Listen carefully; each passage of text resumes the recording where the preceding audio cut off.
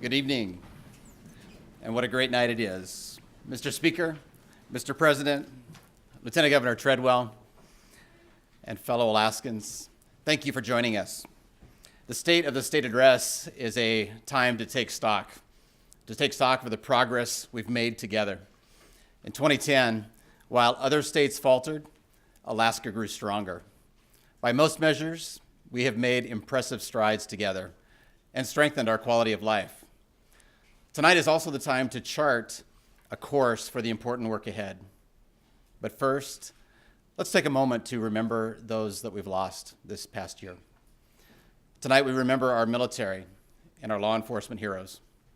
They served with courage, they sacrificed their lives, and we are forever grateful. Last year we also laid to rest two of our most beloved public servants, Senator Ted Stevens and Governor Wally Hickel. Senator Stevens once noted that many people doubted whether Alaska had what it took to be a successful state. In his words, we proved that those doubters were wrong. Working with one another, Alaskans, with great friends, took control of our destiny. And together, we continue to shape Alaska's destiny, improving the lives of Alaskans in many ways. Working together, we positioned Alaska's economy for growth. While 48 other states lost private sector jobs, our state added them. Our unemployment rate stands almost a full 1.5 points better than the national average. Because of the work we've done together to tackle our deferred maintenance plan and to build our roads to resources, more Alaska contractors and their families have secure, well-paying jobs. I'm proud to report that last year, we funded more than 300 infrastructure projects. Alaska was one of only 7 states that managed an increase, growing them at 2%, far better than the national average of -6%. Because of the work we've done together to lower passenger head taxes, more cruise ships and visitors are returning, and Alaska's family-owned businesses will thrive. Because of the work we've done together, our natural gas industry had a historic year. For the first time, companies bid gas toward a gas pipeline project, bringing us closer to a pipeline. Because of the work we've done together, new companies moved to Cook Inlet to take advantage of tax incentives and create jobs, and a new natural gas storage complex is under construction there. Our local economies benefited from the production of 2 major Hollywood films. One hotel saw an additional 12,000 bed nights, and these movie productions, I saw them myself. They meant hundreds of new jobs for Alaskans. And this is just the tip of the iceberg. Get ready for your close-up, Alaska. 29 more productions have qualified for that Alaska Film Tax Credit. Because of the work we've done together, we opened the Southeast State Forest and now have an additional 25,000 acres available for sustainable long-term timber harvests. And the salmon harvest hit an 18-year high. That's one of the best years since statehood. Because of the work we've done together, Alaskans can now renew their driver's licenses and ID cards by mail. For our families living off the road system, this DMV improvement is a big improvement and it's a big convenience. That's something you don't hear often. DMV and convenient in the same sentence. Only in Alaska.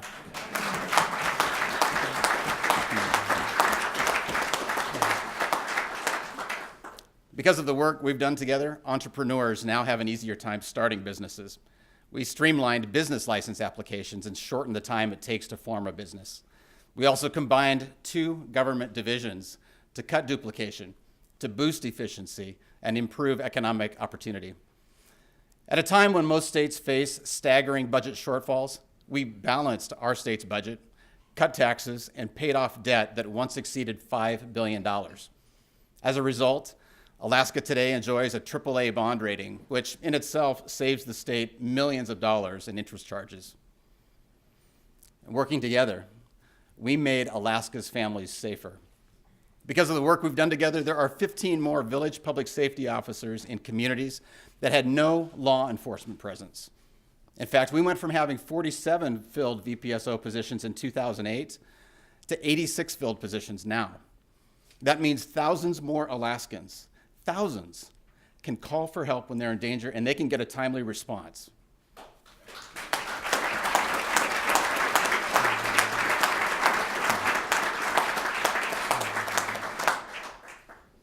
Because of the work we've done together, more Alaskans have access to counseling and suicide prevention services, and more domestic violence survivors were sheltered and at last able to escape their abusers. And because of the work we've done together, we launched the Alaskans Choose Respect initiative. 18 communities held Choose Respect rallies and marches to courageously confront the evil of domestic violence and sexual assault. We gave more Alaskans permission to speak up and take action against this epidemic.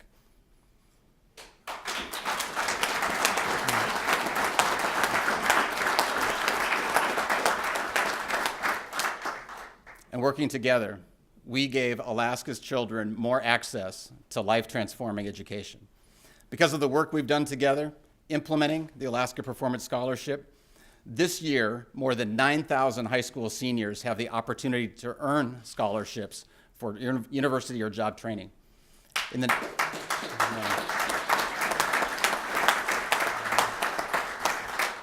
it gets better.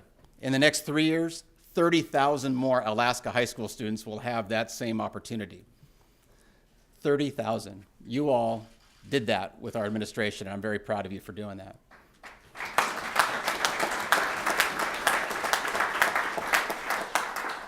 And because of the work we've done together, more than 500 rural children in Kipnuk, Alakanuk, and Quig will now have the opportunity to attend a brand new school, just like their peers in the organized areas of the state. Together, we've also renovated entire schools. We've added gyms and classrooms, sprinkler systems, space for vocational education, all across this state. Our children will have more and better space to learn and to grow. Because of the work we've done together, post-secondary education will get supercharged by private sector donations now that we have boosted tax credits for gifts to Alaska's higher education and job training institutions.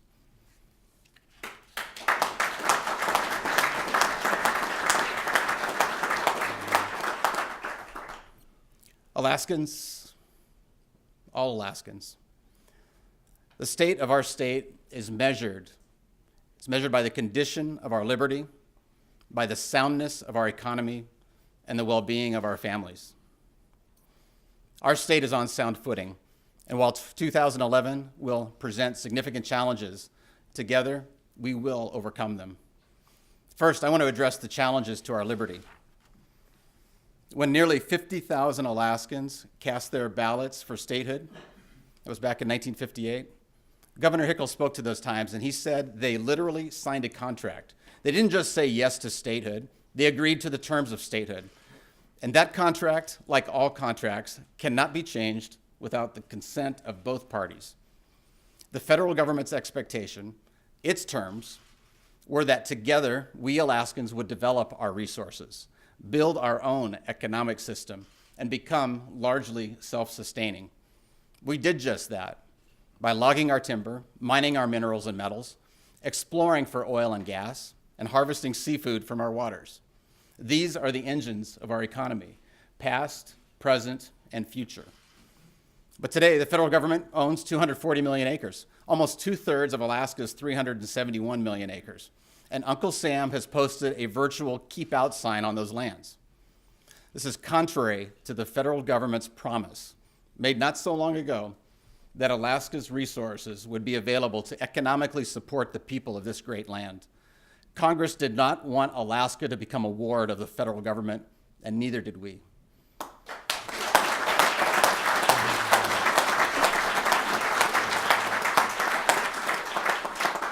Indeed, at statehood, Alaskans were guaranteed a share of revenues from the development of federal land in our state.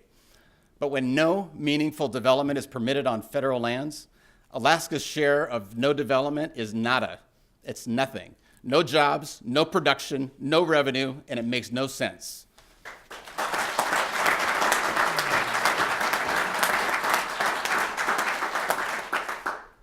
Federal agencies also engage in more subtle ways of stifling Alaska's economy. Take the EPA, for example. 5 years after completing its paperwork with the EPA, one company is still trying to get an air permit to explore the Arctic outer continental shelf. 5 years. Why?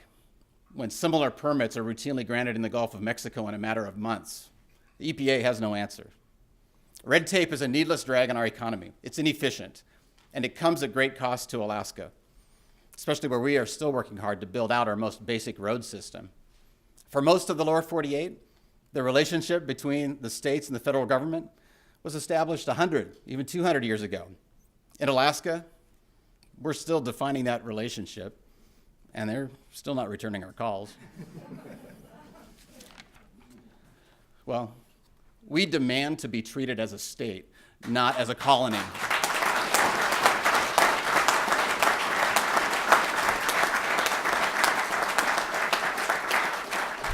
The 49th state will not stand down. We engage regularly, reasonably, and aggressively at times with federal agencies. We fly to Washington to advocate in person, and we work diligently with our congressional delegation. But when persuasion fails, litigation prevails. Litigation is never our first choice. We prefer to coordinate rather than to litigate, to persuade rather than pay attorneys. But when pressed, we will take every lawful measure to protect Alaska's sovereignty and our right to develop our own resources.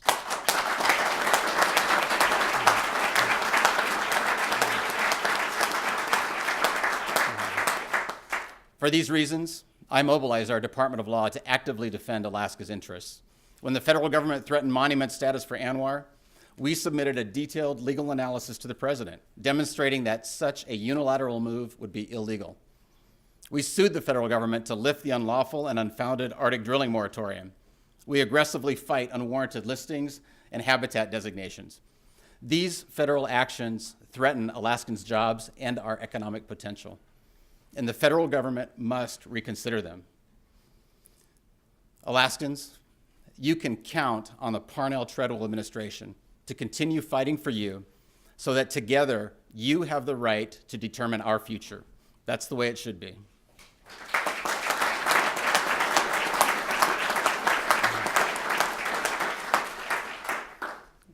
Without liberty, we cannot have a strong economy. So let's take stock of our economy and what we must do to keep it sound. Of course, there are many topics we could discuss tonight. Gas line, university, fish, workforce development, all are extremely important. But tonight, our focus is on three sectors of Alaska's economy: oil, energy, and mining. With the federal government thwarting job potential on public lands, it is up to the state to look for every opportunity to foster business investment and to grow private sector jobs. So the question tonight is, how do we continue growing an even more vigorous and diverse economy? And how do we create that gravitational pull for private sector investment and job growth? Well, it takes four things. Let's keep taxes low. Let's gain access to our resources. Let's invest in Alaska energy and strategically expand undeveloped resources. That's why this year, I'm asking that we work together to lower taxes on oil and create more jobs in Alaska. Let's build off the success of last year's tourism head tax reduction that pulled more investment to Alaska. Let's pass legislation to make our oil tax regime more globally competitive. Lower taxes lead to more resource development, and that leads to more jobs for Alaskans.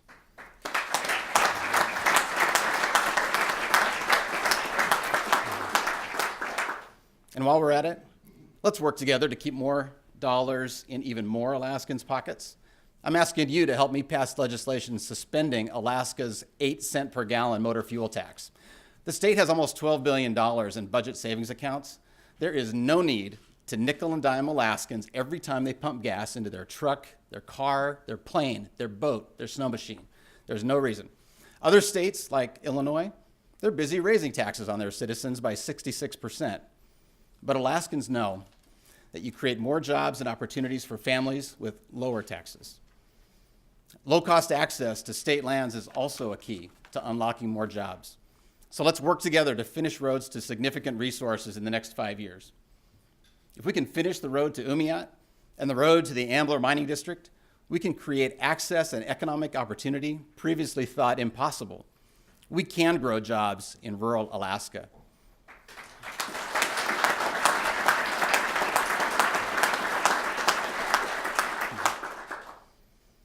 Now, besides lower taxes and access to resources, energy drives economic growth. That's why this year, I know we can work together to enact the energy strategy that I've submitted. This comprehensive plan puts us on track to achieve the renewable energy goal that we established together under your leadership, that Alaska would derive 50% of our electrical power from renewable resources by 2025. Now, to get there, I'm asking you to move decisively and aggressively with me. Let's work together this year to invest at least $65 million to jumpstart planning, design, and permitting for the Susitna Hydro project.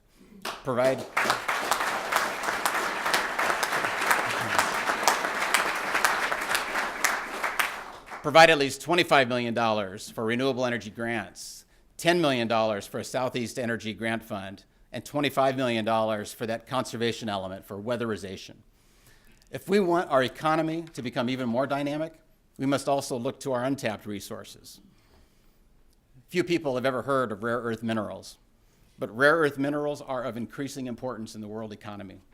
These rare earth elements are used in almost every piece of electronic equipment you can think of. Flat screen TVs, iPods, iPhones, radars, much, much more. Well, today, our Pacific Rim neighbor, China, controls 97% of the world market for these rare earth elements. Recently, they imposed trade quotas that increased tariffs on these precious commodities. And they announced it's substantially reducing access to these rare earth elements. These policies will cost Americans more of our hard-earned money and jeopardize national security. We cannot afford to rely on foreign sources to meet our nation's demand. And you know what? There may be no reason to. Alaska is a storehouse of rare earth minerals. Let's explore them.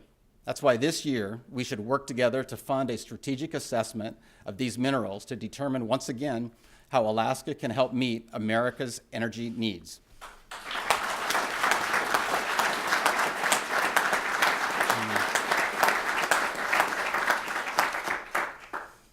Our economic condition is sound in part because of the vast potential we possess for resource development and for economic diversification. We can create more opportunity for Alaskans if we work together to lower taxes, to provide access to resources, to invest in energy, and to act strategically. Now, beyond that, I've already met with legislative leadership and many members here to express my willingness to work together to restrain government spending. I've asked the leaders gathered in these chambers to establish a spending limit with me early in session. That will help us all avoid that spending frenzy that can occur at the end of session. You know, as I've said in my inaugural address, the strength of our state cannot be measured in dollars alone. The success of our state must also be measured by the well-being of our families. And when it comes to the well-being of our families, there's nothing more vital than safety and education. Our Safe Homes, Strong Families initiative is the cornerstone.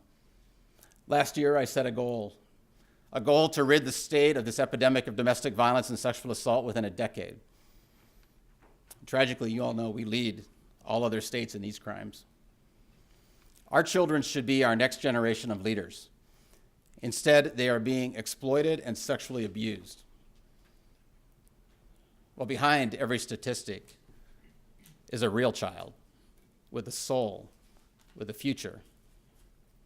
These are difficult words to utter, but working together, we will bring these issues out of the darkness and into the light.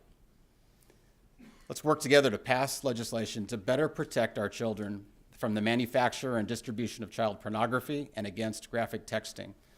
Let's better protect Alaskans and work together again to fund 15 new village public safety officers and troopers. Let's work together to hold Choose Respect rallies in 40 communities this time on March 31st. And there,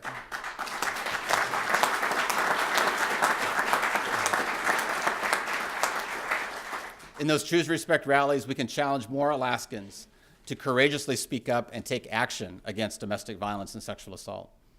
Together, we can end this epidemic. We can banish the shame, and we can embrace life without fear. There are many, many stories of heroism in our state. Then there are those who are heroes not because of a single act, but by a lifetime of daily acts. Village public safety officers are those kinds of heroes. 2 of them were to be with us tonight, but due to our Alaska weather, they did not make it in from Bethel. But let me tell you about them anyway, as they're probably watching us on Gavel to Gavel. Pretty special people. John Pleasant serves as a roving VPSO across the Yukon-Kuskokwim Delta, and he's seen it all. He's pulled people out of the water, out of the ditch, and out of harm's way. He's responded to homicides and suicides, domestic violence, and sexual assaults. He's coordinated volunteer search and rescue efforts, often single-handedly. And he has followed in the footsteps of his father, Wasili Pleasant, who recently retired as a village public safety officer. And so John and Wasili, if you are watching tonight, I want to personally say thank you and give you a thank you from this body here.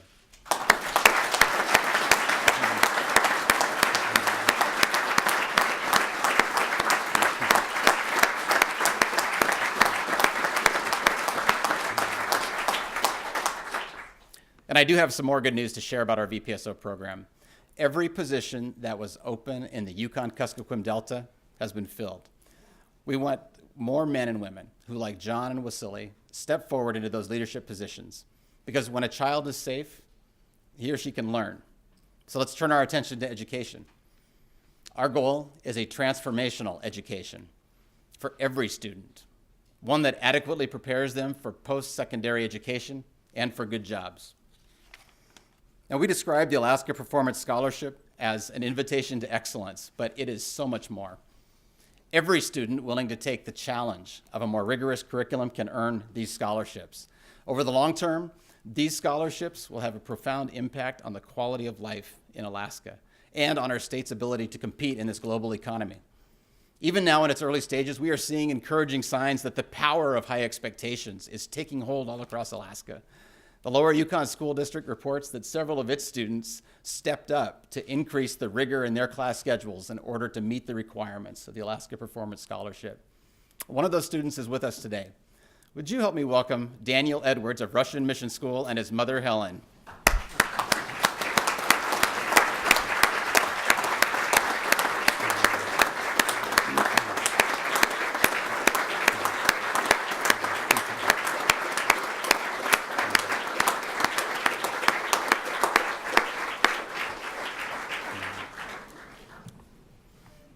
We're very proud of you, Daniel. Thank you for being here, too. So this year, let's work together to pass a sustainable funding mechanism for these scholarships so these students' hard work will be rewarded. So fellow Alaskans, the state of our state is strong. And together, the challenges ahead can be overcome.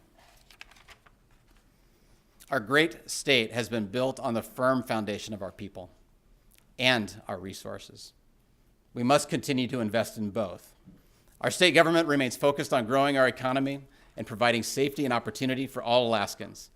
Our economy is stronger than most, and given access to our abundant resources, we are well positioned for continued growth.